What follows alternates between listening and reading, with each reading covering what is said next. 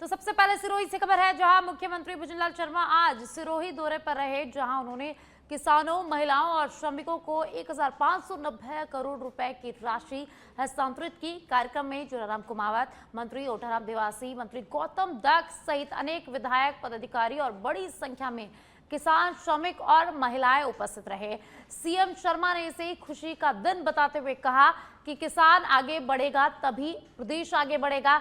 उन्होंने घोषणा की है कि बसंत पंचमी से गिरदावर सर्कल स्तर पर ग्राम उत्थान शिविर आयोजित किए जाएंगे, जहां विभिन्न जन कल्याणकारी योजनाओं के लिए आवेदन, पशु टीकाकरण और डेयरी पंजीकरण जैसे कार्य होंगे। मुख्यमंत्री भुजनलाल शर्मा ने कहा कि सरकार किसानों की पीड़ा समझती है और 22 जिलों में दिन में बिजली देने का कार्य यहां पर किया गया है।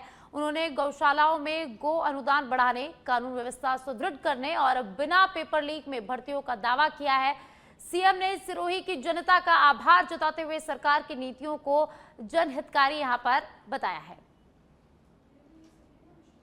एसआईआर के नाम पर जिस तरह से कांग्रेस लोगों को बहकाने का काम कर रही है, हम कहते हैं कि किसी भी घुसपैठिए के लिए राजस्थान में कोई स्थान नहीं है। हम एक एक घुसपैठियों को बाहर निकालेंगे, किसी घुसपैठियों को नहीं रहने देंगे। लेकिन जब हम घुसपैठियों की बात करते हैं तो उनके पेट में मरोड़े मारते हैं। क्यों? कि उन्होंने हमेशा से भ्रष्टाचार और तुष्टीकरण की राजनीति की है। अरे साहब, ये कांग्रेस हमेशा भ्रष्टाचार और तुष्टीकरण के आधार पर चली है, अब ये नहीं चलेगा। अरे ये प्रदेश चलेगा तो कानून से चलेगा। अशांति करने वाले को किसी भी कीमत पर नहीं बख्शा जाएगा, ये भी हम कहना चाहते हैं। मित्रों, मैं आपसे एक और निवेदन करना चाहता हूं, क्योंकि ये कांग्रेस हमेशा भ्रम फैलाने का काम करती है, कांग्रेस हमेशा झूठ और लूट की राजनीति करती है, और ये कांग्रेस वाले हमेशा भ्रष्टाचार और तुष्टीकरण की बात करते हैं। आपने देखा होगा, इन्होंने इन्वेस्टमेंट राजस्थान किया था, और इन्होंने कब किया? जब जाने वाले थे। जाने वाले थे तो जाने वाले को कौन पूछता है? इसलिए हमने आते ही पहली साल में राइजिंग राजस्थान किया था, और मैं बता देना चाहता हूं कि 8 लाख करोड़ से ज्यादा के काम जमीन पर आ गए, लेकिन कांग्रेस वालों को दिखता नहीं है। मैंने आज भी कहना चाहता हूं, क्योंकि मैं विद्यालय में मैंने अभियान चला रखा है हमारे छोटे भाई बहनों के लिए, छात्र छात्राओं के लिए, कि अगर किसी की आंख कमजोर हो तो हमारी सरकार उनकी जांच कर रही है, और जांच करने के बाद उनको चश्मा दे रहे हैं। लेकिन मैं कहना चाहता हूं कांग्रेस के लोगों से, आपकी अगर आंख खराब हो गई है, आपको विकास नहीं दिखता है, पेपर लीक नहीं दिखता है, आपको अशांति करने वाले नहीं दिखते हैं, तो आपका भी मैं एक कि आपकी जांच करा के आपका चश्मा लग जाए। जिस प्रकार हिंदुस्तान में तो आज मुख्यमंत्री भुजनलाल शर्मा सिरोही दौरे पर रहे, जहां मुख्यमंत्री भुजनलाल शर्मा ने सिरोही की जनता को कई सौगातें यहां पर दी है। ओएमआर पेपर लीक और छेड़छाड़ मामले में कृषि मंत्री डॉक्टर किरोड़ी लाल मीणा ने गुरुवार को दौसा में बड़ा दावा करते हुए कहा कि पूर्ववर्ती कांग्रेस सरकार के दौरान ओएमआर घोटाले में भारी अनियमितताएं हुई, जिनके जरिए खाली ओएमआर शीट पर गलत नंबर भरकर अयोग्य अभ्यर्थियों को आरएस और सब इंस्पेक्टर तक बनाया गया। मुख्यमंत्री किसान सम्मान निधि योजना के जिला स्तरीय कार्यक्रम के दौरान मीडिया से बातचीत में उन्होंने कहा कि 1 दर्जन से अधिक संदिग्ध ओएमआर शीट और एसओजी को सौंपी गई थी, लेकिन तत्कालीन सरकार ने कोई कार्रवाई नहीं की। डॉक्टर मीणा ने दावा किया कि जांच आगे बढ़ाने पर कांग्रेस के बड़े नेता, आरपीएससी के 2-3 सदस्य और गोपनीय शाखा के अधिकारी घेरे में आएंगे और 2 दिन में सच्चाई सामने आ जाएगी। कांग्रेस प्रदेश अध्यक्ष गोविंद सिंह डोटासरा पर निशाना साधते हुए उन्होंने कहा कि उनके कई रिश्तेदार भर्ती प्रक्रियाओं में लाभान्वित हुए हैं। इस दौरान मंत्री ने बताया कि सरकार नकली खाद बीज के खिलाफ सख्त कानून लाने जा रही है, जिसमें 10 से 20 लाख रुपए तक जुर्माना और 7 से 10 साल तक की सजा का प्रावधान होगा। वहीं योजनाओं की जानकारी आमजन तक नहीं पहुंचाने की बात स्वीकार करते हुए उन्होंने कहा कि इसमें सुधार भी किया जाएगा। जयपुर में रखा था मैंने और 3 बार मैंने मीडिया में जानकारी दी थी, लेकिन तत्समय सरकार ने कोई कार्रवाई नहीं की। अब हमारा राज आने के बाद भी मैं वो OMR सीट जो गड़बड़ थी, RS की 1 दर्जन से ज़्यादा OMR सीट लेकर मैं SOG गया था, मेरे राज में भी प्रोटोकॉल तोड़ के, और मैं SOG को जानकारी दे के आया था कि इसमें जांच करो, कार्रवाई करो। नकली और फर्जी RS भी भर्ती पा गए, तो उस OMR सीट में हमारी सरकार कार्रवाई करेगी। और कोई बड़े नाम आएंगे, जैसे कोई कांग्रेस? बिल्कुल, बहुत बड़े नाम आएंगे। अब अभी सरकार आपकी अब करने में क्या डर है आपको? नहीं, पर एक बार जांच हो जाए, डर तो कुछ नहीं है। वही कांग्रेस के बड़े पुराने नेता 2-3, वही RPSC के चेयरमैन 2-3, वही RPSC के 2-3 मेंबर, और गोपनीय शाखा के अधिकारी कर्मचारी। एक बड़ा जो है माफिया विकसित हो गया था, जिसको खोले जाना बहुत जरूरी है। और जो जनता की जो बेरोजगार हैं, उनके भाग्य के साथ खिलवाड़ कर रहे हैं, उनके खिलाफ सख्त कार्रवाई हमारी सरकार को करनी चाहिए। और अब जयपुर से खबर है, जहां राजस्थान में जनगणना का पहला चरण 16 मई से 14 जून तक पहली बार सेल्फ सेंसस का विकल्प 1 से 15 मई तक स्वयं भर सकेंगे जानकारी। पोर्टल और मोबाइल ऐप से डाटा अपलोड, कर्मचारियों द्वारा वेरिफिकेशन। पहले चरण में केवल मकान सूचीकरण, अगले वर्ष होगी जनसंख्या और जातीय जनगणना। फरवरी से कर्मचारियों की ट्रेनिंग शुरू होगी।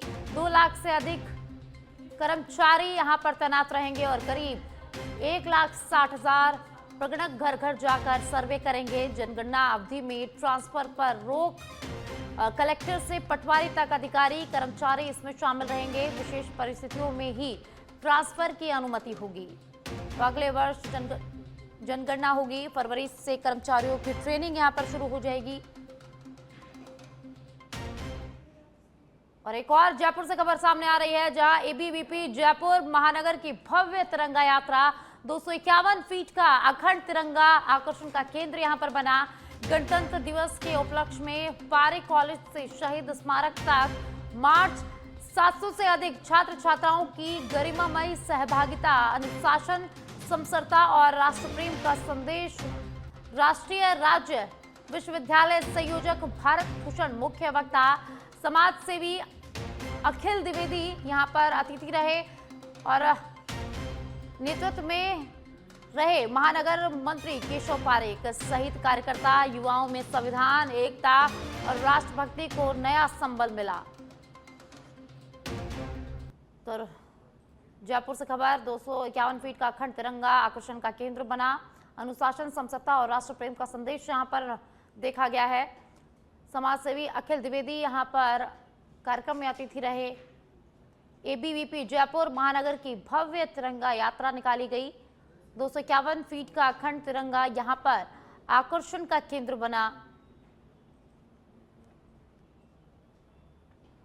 और जयपुर से खबर, जहां राजस्थान विश्वविद्यालय के लाइफ लॉन्ग लर्निंग विभाग की अनूठी पहल सामने आई। दौलतपुरा के राजकीय विद्यालय में सेफ जर्नी रोड सेफ्टी कार्यक्रम USR स्कीम के तहत विद्यार्थियों को सड़क सुरक्षा के नियम यहां पर सिखाए। निजी फाउंडेशन के सहयोग से ये आयोजन यहां पर हुआ है। हेलमेट, सीट बेल्ट और ट्रैफिक नियमों पर विशेष जागरूकता यहां पर दी गई है। RTO अधिकारियों ने व्यवहारिक टिप्स दिए हैं। गोल्डन ओवर, प्राथमिक उपचार और CPR का लाइव डेमो भी यहां पर दिया गया है। निदेशक डॉक्टर अमित शर्मा ने जिम्मेदार नागरिक बनने की शपथ भी यहां पर सभी को दिलाई। ग्रामीण विद्यार्थियों में सड़क सुरक्षा को लेकर यहां इस प्रोग्राम के तहत समझ को बढ़ाया गया है। और इसी बीच जैसलमेर से बड़ी खबर सामने आ रही है, जहां विंडमिल में आग लगने से अफरा तफरी मच गई है। विंडमिल में आग लगने से लाखों का नुकसान यहां पर हुआ है। ग्रामीणों ने पुलिस और फायर ब्रिगेड को इसकी सूचना दे दी है। कहाला गांव के पास की पूरी घटना है जहां आग लगी है। पहले भी कई बार विंडमिल्स में आग लगने की जो घटनाएं हैं वो हो चुकी है। तो विंडमिल में आग लगने की सूचना और यहां पर लाखों का नुकसान यहां पर हुआ है। ग्रामीणों ने पुलिस और फायर ब्रिगेड को इसकी सूचना दे दी है। तो जैसलमेर से ये बड़ी खबर, जहां विंडमिल में आग लग गई है और आग लगने से लाखों रुपए का नुकसान यहां पर हुआ है। और अब झुंझुनू से खबर, जहां मुख्यमंत्री किसान सम्मान निधि हस्तांतरण का जिला स्तरीय कार्यक्रम जिला परिषद सभागार में आयोजित हुआ। कार्यक्रम के दौरान सिरोही जिले के अरविंद पेवेलियन स्टेडियम में आयोजित राज्य स्तरीय कार्यक्रम का वीडियो कॉन्फ्रेंसिंग के माध्यम से सीधा प्रसारण किया गया, जिसे बड़ी संख्या में किसानों और जनप्रतिनिधियों ने देखा। जिला कलेक्टर डॉक्टर अरुण गर्ग ने बताया कि राज्य सरकार द्वारा किसान उत्थान के उद्देश्य से संचालित मुख्यमंत्री किसान सम्मान निधि योजना के तहत पात्र किसानों को प्रतिवर्ष 3,000 रुपए की सहायता राशि दी जा रही है। साथ ही योजना की 5वीं किश्त के रूप में 1,000 रुपए की राशि को मुख्यमंत्री भुजनलाल शर्मा द्वारा किसानों के खातों में हस्तांतरित की गई। इसके अलावा मुख्यमंत्री भुजनलाल शर्मा ने वीडियो कॉन्फ्रेंसिंग के माध्यम से लाभार्थी किसानों से संवाद किया और योजनाओं का अधिक से अधिक लाभ लेने का आह्वान भी यहाँ पर मुख्यमंत्री भुजनलाल शर्मा ने किया। ग्राम उत्थान शिविर प्रत्येक गिरदावर सर्किल पर आयोजित किए जाएंगे। इसके कटे नजर के रूप में माननीय मुख्यमंत्री महोदय ने आज सिरोही में एक कार्यक्रम किया, जिसमें विभिन्न योजनाओं का किसानों को डीबीटी किया गया और साथ ही शिविर का एक तरह से शुभारंभ किया गया है। और आगामी दिवस में गिरदावर मुख्यालय पे शिविर होंगे, जिसमें किसानों संबंधित जो 12 विभाग है वो उपस्थित रहेंगे। विभिन्न योजनाओं का लाभ दिया जाएगा और लोगों को जानकारी दी जाएगी। तो जो गवर्नमेंट का ये उद्देश्य है कि जो सरकार की योजनाओं की खबर में आगे बढ़ेंगे। श्री माधोपुर विधानसभा क्षेत्र में विकास की नई इबारत लिखी गई, जहां माननीय नगरीय विकास एवं स्वायत्त शासन मंत्री झाबर सिंह खर्रा ने सड़क, शिक्षा और स्वास्थ्य से जुड़े कई महत्वपूर्ण कार्यों का शिलान्यास और लोकार्पण किया। कार्यक्रम की शुरुआत गडट कनेत से दिवराला तक 4.80 लाख रुपए की लागत वाली सड़क और SH 13 से ढानी गंगा सागर तक 50 लाख रुपए की सड़क के शिलान्यास से हुई। इसके बाद बामड़ा स्थित शहीद प्रभु सिंह राजकीय प्राथमिक विद्यालय में 1.10 करोड़ रुपए की लागत से नए विद्यालय भवन का शिलान्यास किया गया, जबकि राजकीय बालिका उच्च माध्यमिक विद्यालय में 10 लाख रुपए की लागत से निर्मित कक्षा कक्ष का लोकार्पण भी यहां पर किया गया। वहीं राजकीय सामुदायिक स्वास्थ्य केंद्र में भामाशाह द्वारा निर्मित रजिस्ट्रेशन कक्ष और 76 लाख रुपए की लागत से बने ब्लॉक पब्लिक हेल्थ यूनिट का भी लोकार्पण किया गया। मंत्री झाबर सिंह खर्रा ने कहा कि सरकार का उद्देश्य अंतिम व्यक्ति तक विकास पहुंचाना है और भविष्य में क्षेत्र में और विकास कार्य होंगे।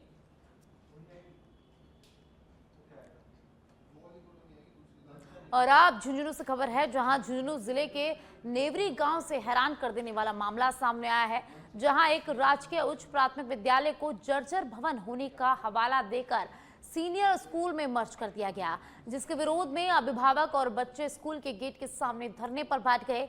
बच्चों और अभिभावकों का कहना है कि जिस स्कूल में हमारे स्कूल को मर्ज किया है वह स्कूल 3 किलोमीटर से ज्यादा दूर है। साथ ही ग्रामीण मनीष ने बताया कि शिक्षा विभाग ने जर्जर भवन बताकर स्कूल को मर्ज कर दिया, जबकि स्कूल में 2 कमरे बिल्कुल सही है। वहीं ग्रामीणों का कहना है कि अगर स्कूल को वापस स्थायी नहीं रखा गया तो आंदोलन जारी रहेगा।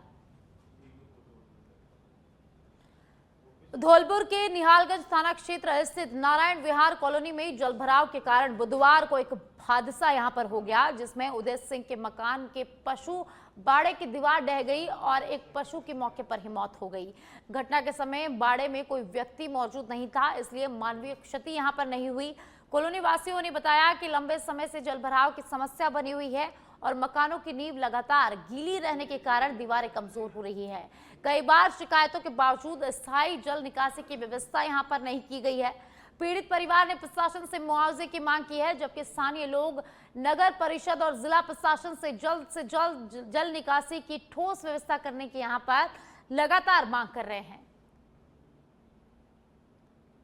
गत रात के करीबन 11:30 बजे मेरे पीछे वाले घर में पड़ोस में जस्ट दीवार ढह गई, जिसमें एक भैंस और भारी मात्रा में सामान जो कि उसी में दब गया। यहाँ पे काफ़ी दिनों से जल भराव की ज़्यादा स्थिति खराब है। जल भराव की निकासी का कोई भी प्रावधान नहीं। और अब कपासन से खबर, जहां कपासन में सोने चांदी के लगातार बढ़ते भाव सराफा व्यापारियों के लिए चिंता का सबब बन गए हैं।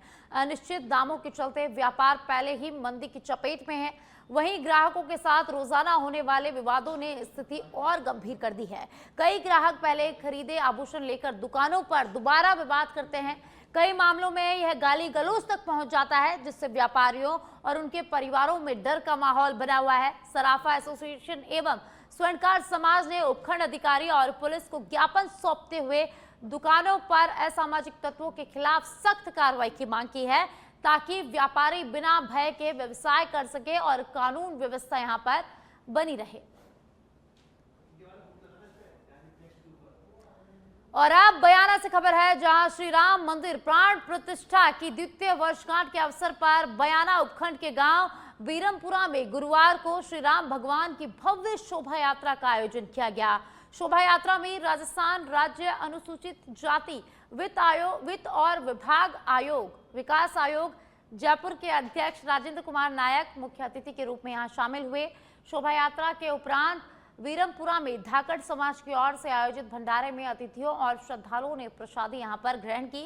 इसके बाद आयोग अध्यक्ष राजेंद्र कुमार नायक ने भाजपा पदाधिकारियों और कार्यकर्ताओं के साथ राज राजेश्वरी माता के दर्शन किए और प्रदेश की सुख समृद्धि की यहां पर कामना की।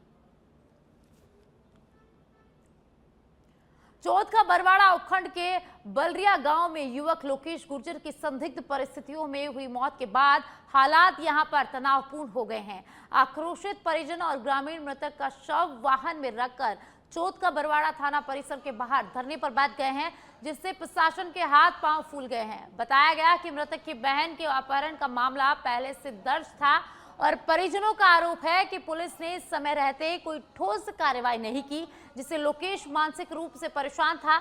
बुधवार शाम युवक की मौत की खबर मिलते ही ग्रामीणों का गुस्सा फूट पड़ा और वे पूरी रात कड़ाके की ठंड में धरने पर डटे रहे। प्रशासन और प्रदर्शनकारियों के बीच दो दौर की वार्ता विफल रही, लेकिन गुरुवार को तीसरे दौर की वार्ता में सहमति बनने पर 18 घंटे बाद धरना यहां पर समाप्त हो गया।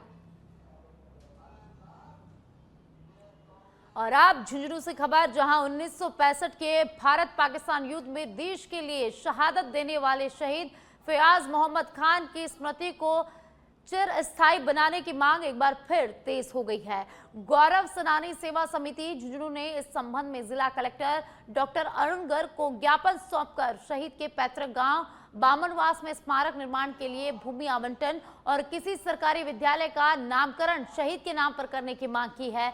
समिति अध्यक्ष सेवानिवृत्त कैप्टन अनिल कुमार डाका ने बताया कि फयाज मोहम्मद खान भारतीय सेना में टैंक चालक थे और 1965 के युद्ध में उन्होंने कम उम्र में ही सर्वोच्च बलिदान दिया है। शहीद की कोई संतान नहीं थी और उनकी पत्नी वीरांगना जैतून बानो ने जीवन भर उनके बलिदान को सम्मान के साथ संजोए रखा।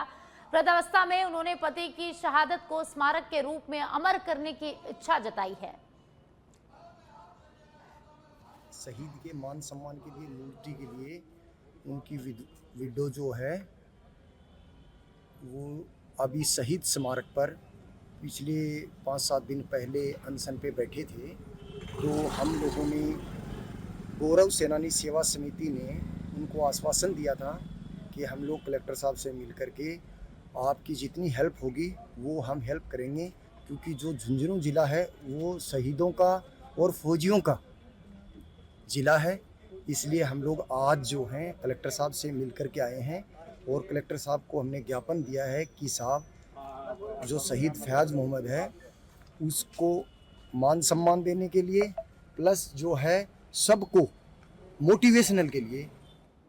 और अब जैसलमेर से बड़ी खबर है, जहां अमर शहीद सागरमल गोपा उच्च माध्यमिक विद्यालय के 11वीं कक्षा के छात्र समीर जावा पुत्र प्रकाश जावा का आज दोपहर लगभग 12:20 पर पूनम सिंह स्टेडियम से अपहरण कर लिया गया। यह घटना दो परिवारों के बीच आपसी रंजिश के चलते हुई। अज्ञात वाहन में उठाए गए समीर को मारपीट के बाद छोड़ दिया गया, लेकिन पुलिस ने तुरंत आरोपियों की लोकेशन का पता लगाकर छात्र को सुरक्षित छुड़वाया और 3 आरोपियों को डिटेन भी कर लिया है। पीड़ित छात्र का मेडिकल परीक्षण कराया गया। एसपी अभिषेक शिवहरे और कोतवाली थाना अधिकारी सुरजा राम ने बताया कि यह घटना पूर्व विवाद और कहासुनी का नतीजा है और पुलिस आरोपियों से पूछताछ कर आगे की कार्रवाई करेगी। पीड़ित के पिता प्रकाश जावा ने बताया कि दिसंबर 2025 में भी विवाद हुआ था, तब समझाइश की गई थी, लेकिन अब फिर से मारपीट और अपहरण जैसी घटना हुई है और पुलिस से सख्त कार्रवाई की मांग यहां पर पीड़ित परिवार ने की है। नई साल के दिन मेरा बच्चा तेल भराने जा रहा था, तो उसमें क्या हुआ कि बच्चे को एकदम अचानक वो टक्कर मारी। तो मैंने सोचा भाई कुछ नहीं, टक्कर बच्चे थे, उसके घर वाले को समझाने गए तो उल्टा वो भी मैं हमारे साथ हमला किया। ठीक है, कुछ दिन भी अभी मैं हॉस्पिटल में था, दवाई गोली चल रहा है, मेरा अभी पैर टूटा हुआ है।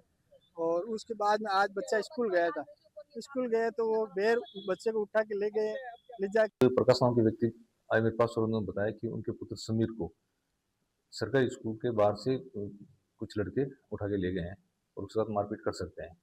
तो तुरंत हमने पहचान की लोग और लोकेशन लेकर के और अफरत वाल को भी छुड़ाया और इस जो भी लड़कों को भी दस्तक किया गया है। अब तक कितने लोग दस्तयाब किए गए और क्या अब तक की बात सामने आई? बात यह है कि इनमें कोई आपस में पुरानी कोई बोलचाल को लेकर के एक बार पहले भी बच्चों में आपस में चलता।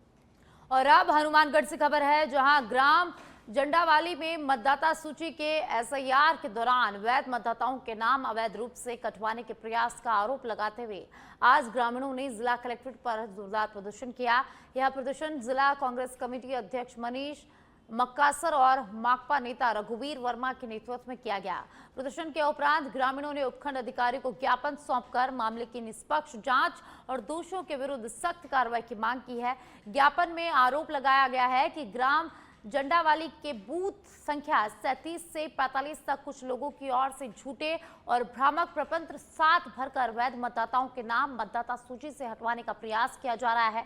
ग्रामीणों का कहना है कि यह कार्य समुदाय विशेष के प्रति द्वेष भावना से प्रेरित होकर किया जा रहा है, जिससे लोकतांत्रिक प्रक्रिया प्रभावित हो रही है। जो 140 तो नाम की हमारे पास सूचना है, टोटल सुना भी 147 नाम काटने की सूचना मिली है, काटे नहीं गए, काटने की सूचना मिली है। वो किसके थ्रू मिली है? बीएलओ से बात की, बीएलओ का मेरे पास तो नाम आए हैं, मैंने चढ़ा दिए, ऑनलाइन भी कर दिए उन नामों को। किसके कहने से कैसे किए हैं इसकी मांग कर रहे हैं भाई, नाम की जांच होनी चाहिए। वोट कटे ना कटे वो तो बात की बात है। एक समाज को किस लिए मोहरा बनाया गया है? पूरा समाज है। आज लोग कम से कम 500 लोग आए हुए हैं, प्रत्येक घर से आदमी आए। हमारे गांव जंडावाली राजस्थान के अंदर ग्रामीण क्षेत्र के अंदर तो हमारे जो मूल वोट है मुस्लिम समाज से और एसी समाज से जो वोट बैंक है, उन वोटों को ये काटने का काम कर रहे हैं। एसआईआर के बहाने इन्होंने बीएलओ, जो अपने सरकार के जो बीएलओ है वो ग्रामीण क्षेत्र में जो जिनकी ड्यूटी लगा रखी है और जो इन्होंने पार्टियों की बीएलए बना रखे हैं, इन लोगों का एक ही है कि गाँव के अंदर जो हमारे मुस्लिम समाज के लोग हैं उन लोगों के वोट ज्यादा से ज्यादा काटे जाएं।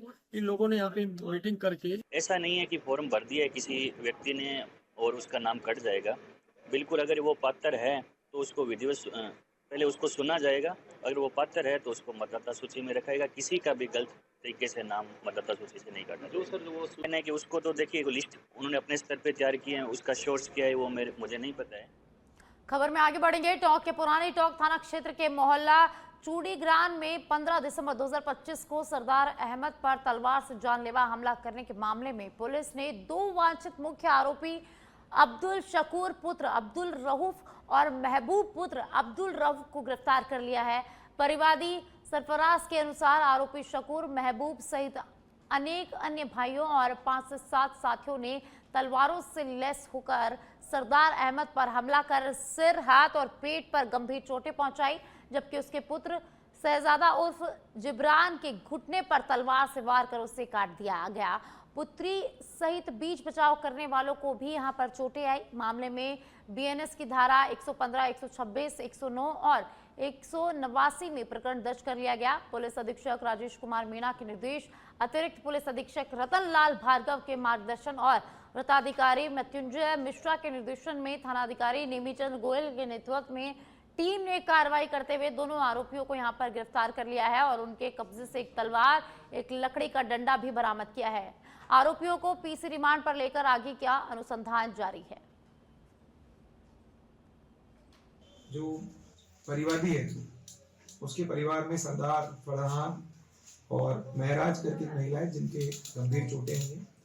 चूंकि तलवारों और डंडों से हमला किया था इसलिए शार्प और इसमें चोटें भी हैं।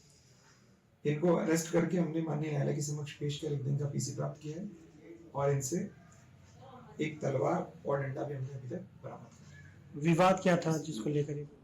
और अब हिंडौन सिटी से खबर है, जहां हिंडौन सिटी उप कारागृह से विचाराधीन बंदी शकील खान, जो टूडा भीम थाना क्षेत्र के काजीपाड़ा का निवासी है, गुरुवार को छत के रास्ते से कूदकर फरार हो गया है। शकील को 20 जनवरी को जुआ और सट्टेबाजी के मामले में गिरफ्तार कर जेल भेजा गया था।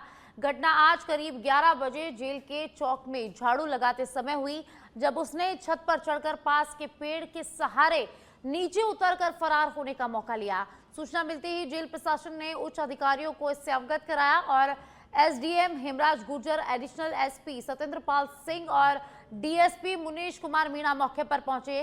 जिला पुलिस अधीक्षक लोकेश सोनवाल के निर्देश पर जिले भर में नाकाबंदी की गई और विभिन्न टीमों को फरार कैदी की तलाश में लगाया गया है।